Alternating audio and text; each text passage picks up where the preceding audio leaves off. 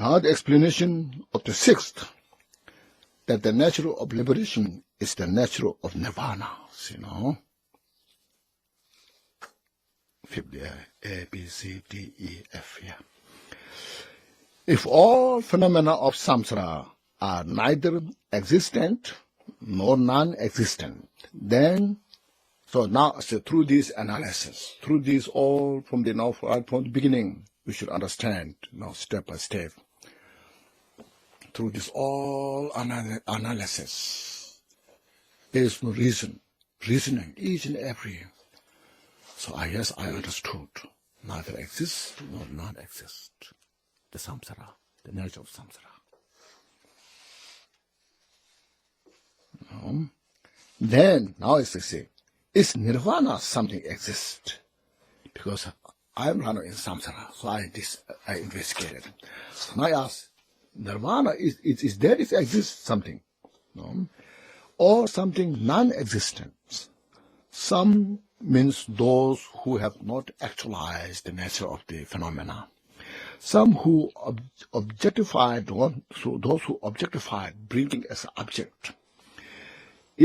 They think that nirvana is something existent, but it is not like that. But that is not so. Saying, the precious jewel garland, Nagarjuna says, if nirvana is not non-existent, how it could be existent? When it is not, when it is not non-existent, how it can be existent? Makes sense? It's not non-existent, means existent. So then, let's say, if it is exist.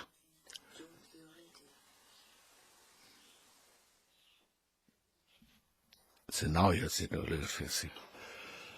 When it's not non-existent, it must exist. Must exist. Now this shows here, first of all, non-duality. Neither exists nor non-exist. This is basically this showing, just to get under, easy to understand. Neither exists nor is non-exist. So not non-exist, saying something like something exists.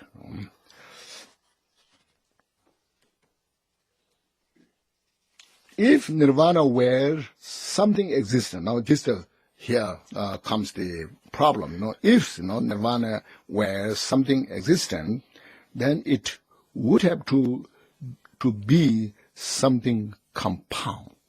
Something must be composite. If it is exist, it is compounded. It's composite. It should be a composite phenomenon when it exists. No. If it were something compound, then eventually it will perish. Means will be exhausted, will be impermanent. No. The treatise on the middle way says, if nirvana something existent, then it would be compound, and so forth. If it exists, it must be compound.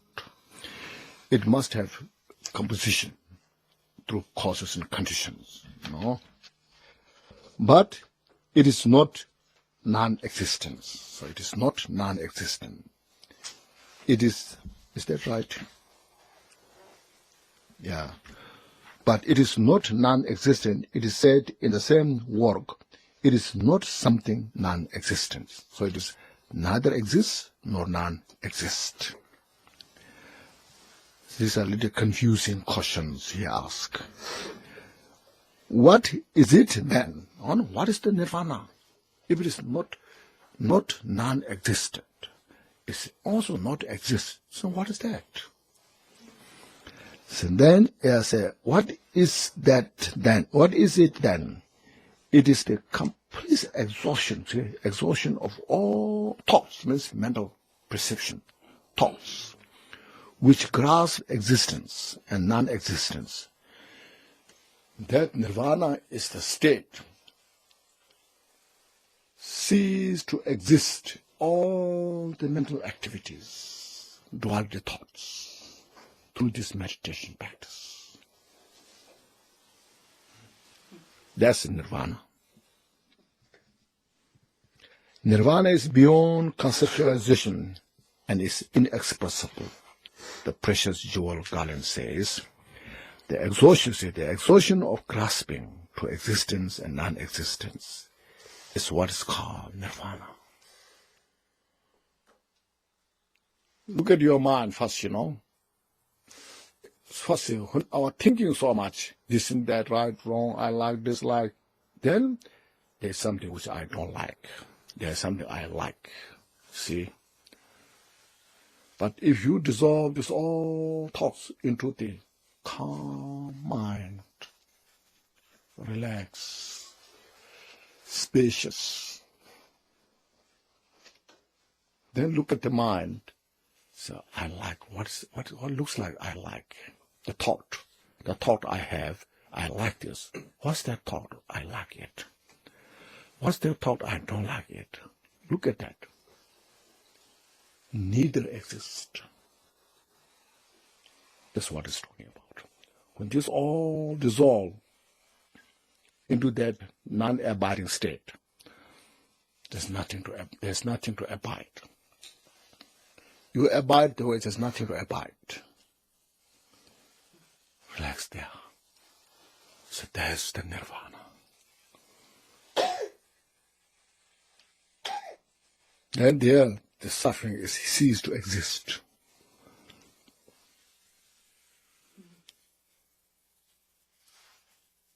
So now how beautiful this is. If you're not confused.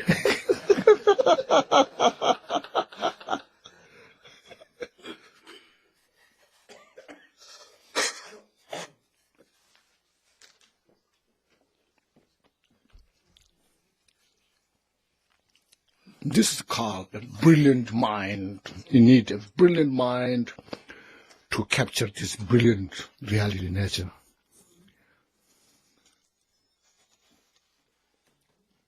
That's why we look confused. Oh? That's why we look confused. Excuse me? That is why we look confused. You look confused, yes. You need a brilliant mind. Yes. Brilliant non-mind. We all have brilliant mind, but no, at the Adventist level, little bit kind of sidetracked, and went the wrong direction. So you just need to bring back there. Say, this is where you belong to. Don't go too far there. You can't get anything from there. Just stay here.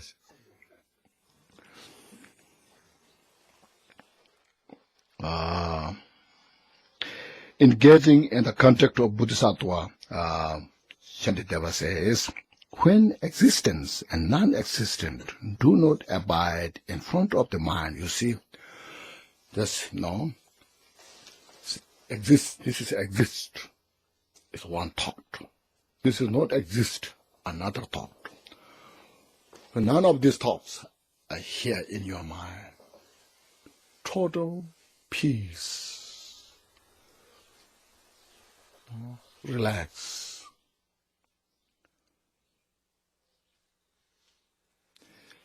Then there's no alternative object. So then there's no any object to project. There's no any other object to project.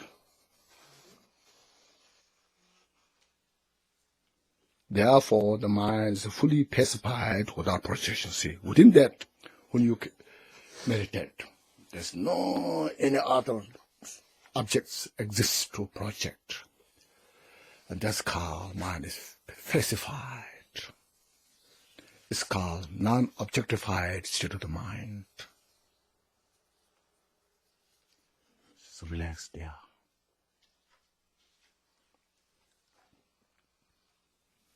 So this is a precious mind. This is a Buddha's mind now.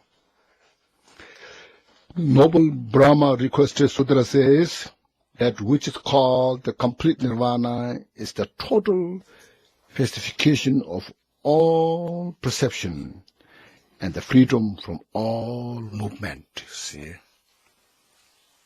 it's the freedom from the duality. When our mind is in the duality, right and left, good and bad, hope and fear, will not achieve the freedom. When we could rest in the total state, absolute nature, as it is, that's called freedom. The freedom from all the suffering.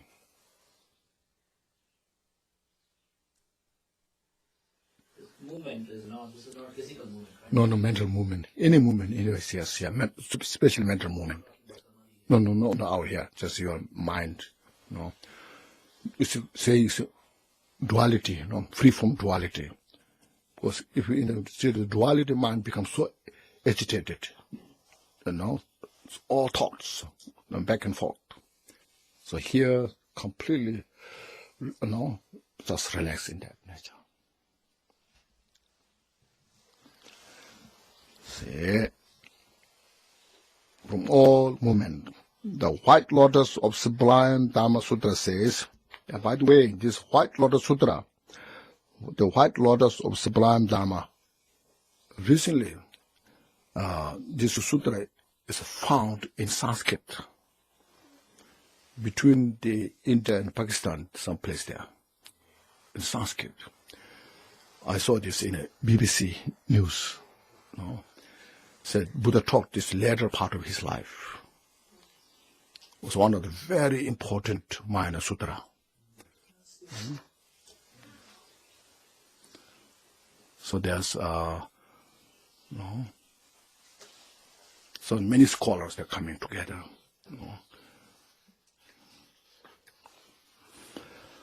So that sutra says Kashapa, the realization of the sameness of all phenomena is nirvana. See, non-duality,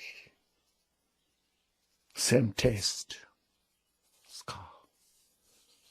that is nirvana. You achieve nirvana where you are.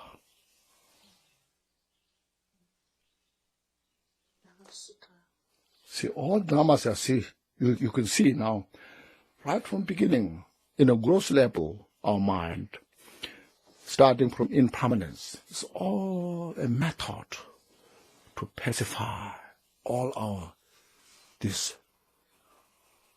as it's called, the afflictive emotions, step by step, you see. And then you get more understanding, more understanding.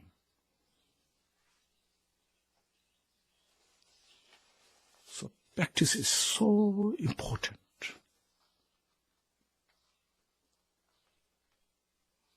So it's called implement into practice. No. Without practice, you just keep, scrutinizing, keep investigating. It's wonderful, but practically you don't get so much because our afflictive emotions will stay as it is. Cannot reduce.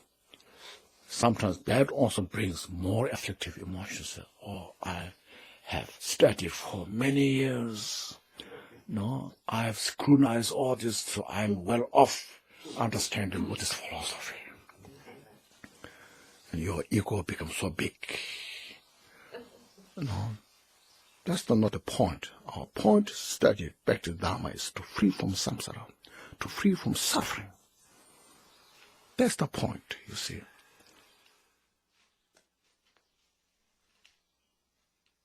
So we acknowledge our shortcoming, our limitation, acknowledge this, and meditate, put into practice, reduce that. Then it fulfills the practice of Dharma. Others go to temple, just pray, and ego is so big, and strong attachment. What it helps? It helps nothing.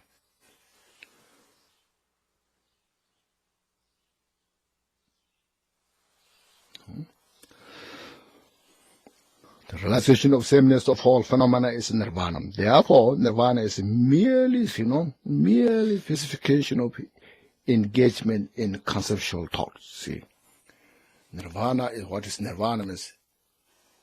Nirvana is what meaning is free from suffering. Nirvana means free from suffering. A state where there is no suffering. The state that which is no suffering is to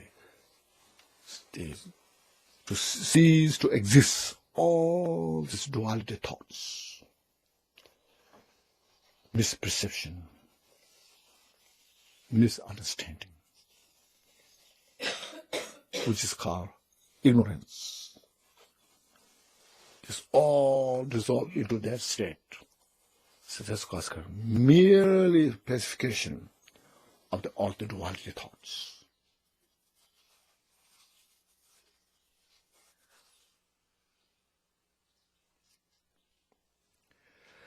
It does not exist as any phenomena whatsoever. Rising, cessation, abandonment, attainment, and so forth. You see, this all in that level, in that reality level, these duality statements, abandonment, adopting, attainment, and rising, cessation, this all now is non-exist. That's what is called the total reality nature.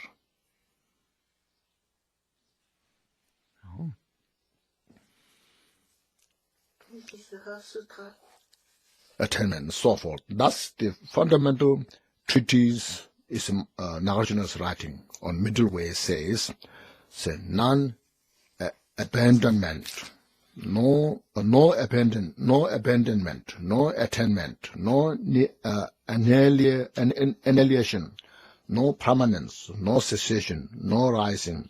So this is Nirvana.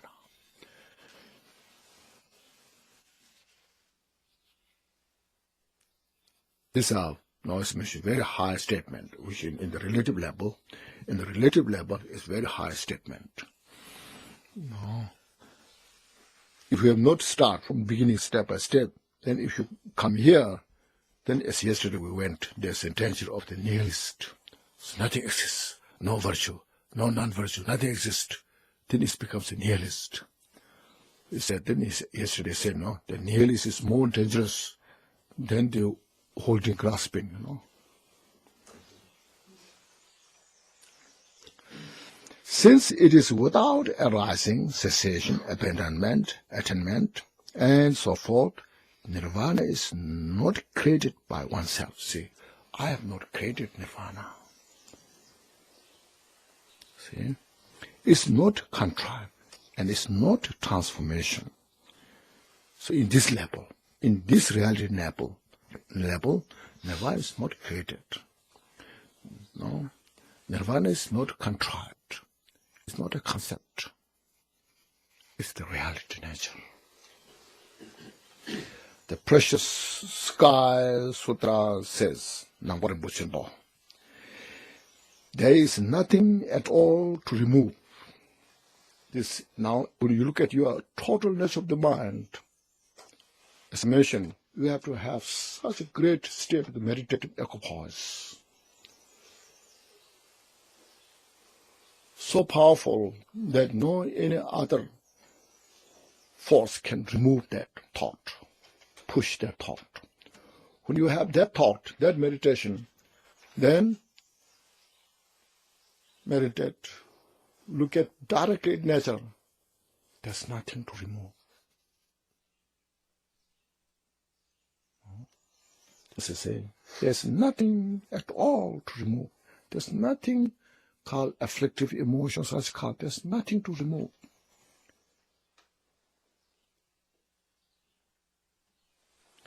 There's not slightest thing to aid me to argument. There's nothing to argumentation. There's nothing to bring new things which does not exist there. it is as it is. It is the perfect view of the perfect meaning. Means this is here the translation is a little not so good. Should be seen, so should say like this, should be seen by perfect wisdom eye in the perfect view, something like that. They should be seen, should be seen by perfect wisdom eye to the perfect view. You need a perfect wisdom to see that view. When you see it, there's when perfectly seen, see, one is fully liberated. When you have seen it, it's called liberation. That's what just simply name is called liberation in the relative state. This is a very profound statement. It is from Buddha Sutra. It is also stated in the Abhisama Alankara, the ornament of clear realization. This statement is also in the Uttara Tantra. Here Gampopa brought this from the sutra, you see, the precious sky sutra. See how he was well-established scholar. Studied all those Buddha sutras, you see. How great teacher he was, you see. We should appreciate,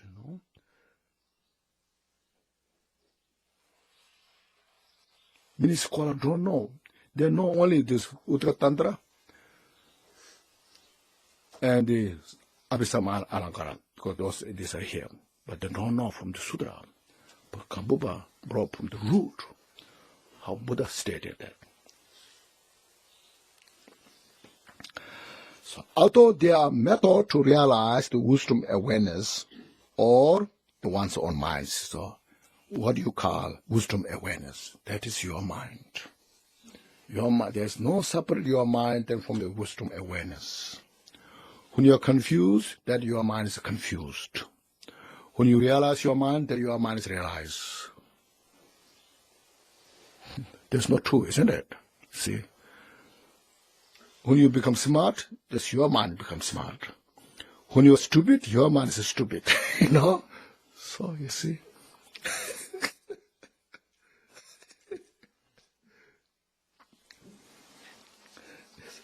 These are from the point of view of conceptual thoughts. The real meaning of wisdom awareness or the mind is beyond what can be objectively known or expressed. So there's a steps we go through, Although there are methods to realize the wisdom awareness or the minds, there are so many steps we go through. So this all we go through due to lack of the ability to perceive this directly. So we go through step by step. But in ultimate nature, that's the not case. It says we have to see as it is. Meaning of wisdom of a mind is beyond what can be objectively known or expressed. So, Subhikranti Vikarma requested sutra says, the perfection of wisdom awareness is not expressed by anything whatsoever. It is beyond all words. So in reality, it's beyond all words. It's inexpressible. Just suppose, in a village or in a city or a group of people have not exposed the sugar, the sweet taste. That group of people have no idea what sweet is. And somebody who has experienced the sweet, and then tell them this taste sweet is, the sugar taste is so sweet, so good, explain those people. And they think, this looks something good. but I don't know what sweet is, And you explain that day after day, And they have no idea, They feel it must be something good. But then you give them a pinch each, you taste it, and put their tongue. Oh, this is what means sweet. Oh. So that experience of sweet is inexpressible. But you experience it. But there's no word what a sweet is. So, can you show me the color of sweet? Or shape of the sweet? You cannot show, isn't it? That's what's called before you say no. There's no color, no shape. That's what I mean. Make sense? So these are what is the example, So you have to experience, meditate. That's why Buddha said, I show you the liberation, the path to liberation, but you are the responsible.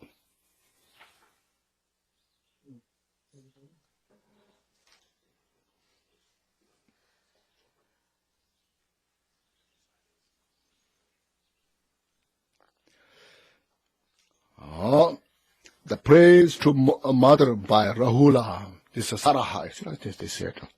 Anyway, how the homage to mother, this mother of all victorious means mother of all Buddhas. The wisdom, this wisdom. All the Buddha, by realizing that wisdom, they become Buddha. So she became the mother of all Buddha. So paying homage to mother. Homage to the mothers of all victorious one of the three times. Buddhas of the past, present, future. All Buddhas will become Buddha by actualizing this teaching. So it's something like she gave birth to all the Buddha. So precious. So that mother is, the unspoken. Means no word to speak. Unthinkable means in duality mind. We cannot bring that in the duality mind. Unthinkable. Inexpressible. Cannot express in the word. The perfection is the perfection of wisdom. Means realize directly without any fabrication.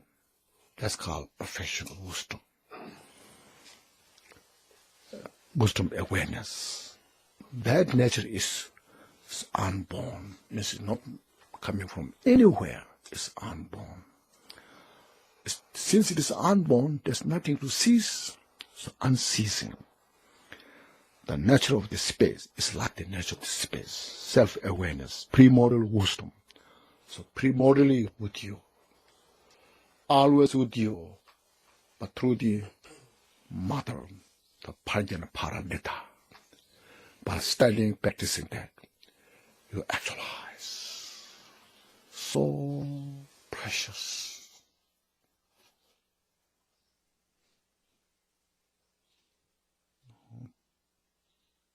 So this is the Mahamudra. So relax there.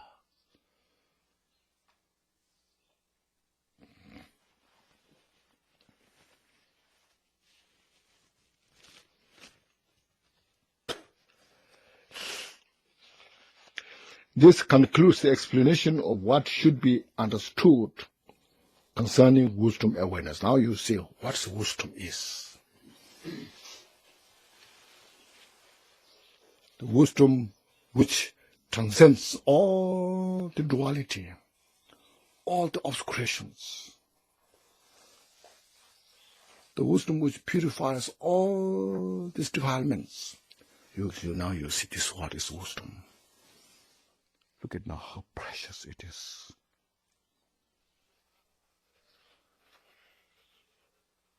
This is the way how to free from samsara. So we just appreciate, rejoice. Sincere to ourselves.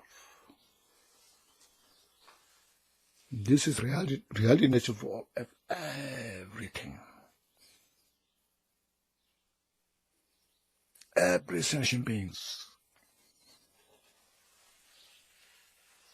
So we embrace every sentient beings within in the mandala of the bodhicitta and exercise the mind.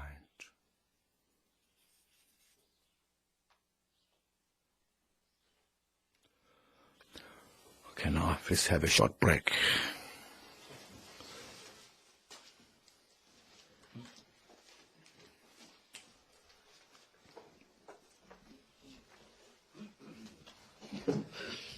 Oh, yes. You are a great master. Oh, thank you. I got them it away. Okay, good, wonderful. Oh, yes, yeah. You put me through. Yeah, it's nice, Yeah. Glass, honestly, every day. No way. No hay que confusion them. Exactly.